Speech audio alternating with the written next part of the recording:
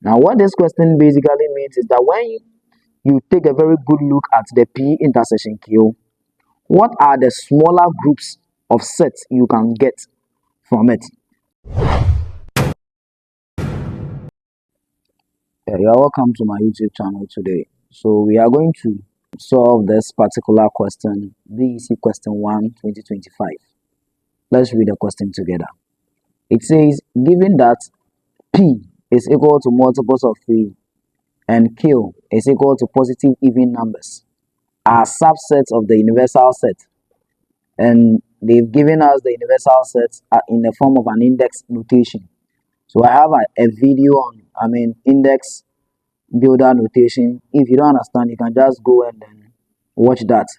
So it says the universal set is given as x is such that x is greater than 1 but less than or equal to 20, where x is a counting number. So there are a lot of elements in this question, but first we need to break down the elements for simpler understanding. The first thing is, what is a counting number? You must first of all know what a counting number is. So basically, when we say counting numbers, we are referring to the positive integers. The positive integers. Counting numbers are basically used to represent the number of items we are talking about. So that is what counting numbers are. So with the universal set, which is basically saying that x is such that x is greater than 1 but less than or equal to 20, we are looking at the counting numbers which are greater than 1 but less than or equal to 20. This means that 20 is included. So let's start from the universal set. U is equal to, what are the numbers greater than 1? We have 2, 3, 4, 5, 6, 7, 8, 9, 10, 11, 12, 13, 14, 15, 16, 17, 18, 19, and 20. Yes, 20 is included simply because they are saying x is less than or equal to 20. So it means that 20 is inclusive. Now, let's go back to the question and read the question again. It says that given that P is equal to multiples of 3 and Q is equal to positive even numbers, are subsets of the universal set. When we say, the question is basically trying to tell us that P, set P, and then set Q are all subsets of U. So what does it mean? What it means is that when you take the universal set, which is the whole thing, set P is basically it basically contains members from the universal set. Each and every single member of set P can be found in the universal set. Each and every single member of set Q can also be found in the universal set, which is U. So for us to get our set P, the question is, what are the multiples of 3 in the universal set? So we are looking at 3, 6, 9, 12, 15, 18. These are the multiples of 3 we can find from the universal set.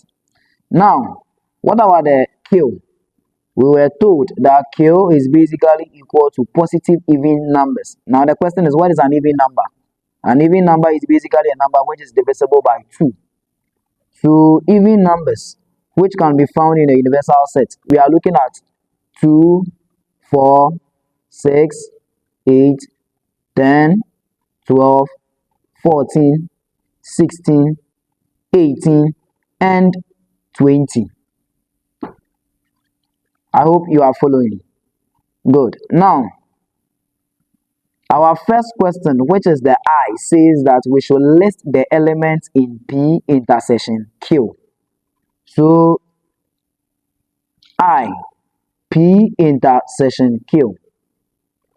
When we say intersection, we are saying that what are the common items or elements which can be found in set P and then can also be found in set Q. The same things which are in P and then Q.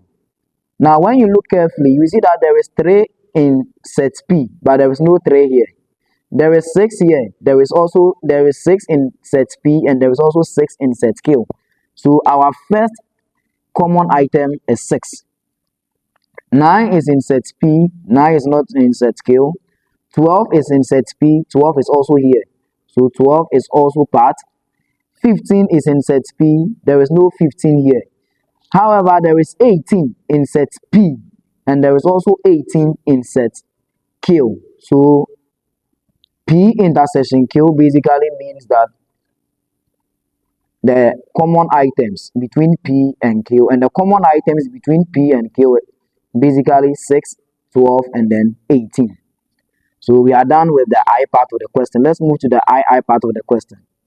If you don't understand, just pause the video, go over it again. Now, the I part of the question, they are saying list all the subsets in P intersection Q. Now, what this question basically means is that when you take a very good look at the P intersection Q, what are the smaller groups of sets you can get from it? So every subset is basically talking about the smaller groups you can get from the main set under discussion, including an empty set and the entire set itself. That is what a subset is. So let me come to you. Let me make it simpler for you. What I mean by this is that whenever you are asked to derive the subsets of any given set, it must always begin with an empty set. Then when you begin with an empty set, you can go ahead and then take have unit sets. When we say a unit set, it is basically a set which contains only one item. So you can have a set which contains only 6, a set which contains only 12, a set which contains only 18.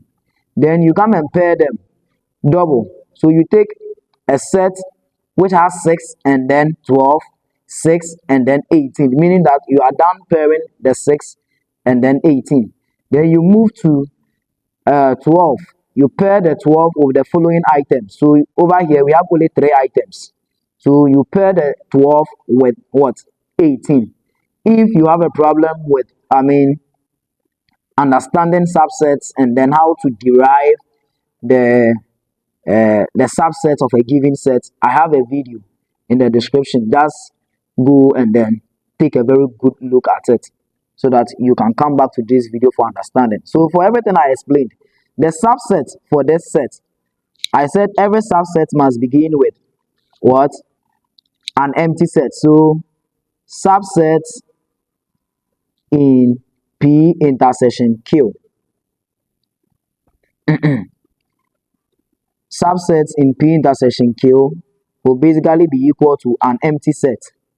This is the first set. Then when you are done, take them individually. So we will have a set which has only 6. We will have a set which has only 12. We will have a set which has only 18. Meaning we are done taking them individually from the empty set individually. Good. Now let's take them in pairs. So we take the first item, which is 6, and pair this 6 with the rest. We just need 2 items in every set. So 6 and then 12. Closed. Then we take 6 and then what? 18. There is no other item after 18. So it means that we are done pairing 6 with all the other items. So we move to the 12. We are pairing 12 with other items. The other item after 12 is what? 18. So we are done pairing the 12 and then the 18. There is no other item after the 18. So it means that with 12 too, we are done. Now that we are done working in doubles, we will take the 3 items, or we look at 3 things. So we take the first 2, which is 6 and then 12, and then pair it with combine it with the next item. In this case, it is 18. So can we take 6 and 12 and pair it with any other thing? No, there is no other item after the 18. So at the end of the day, these are our subsets in P intersection Q. Now I have a question for you. Let's count the number of subsets we derived.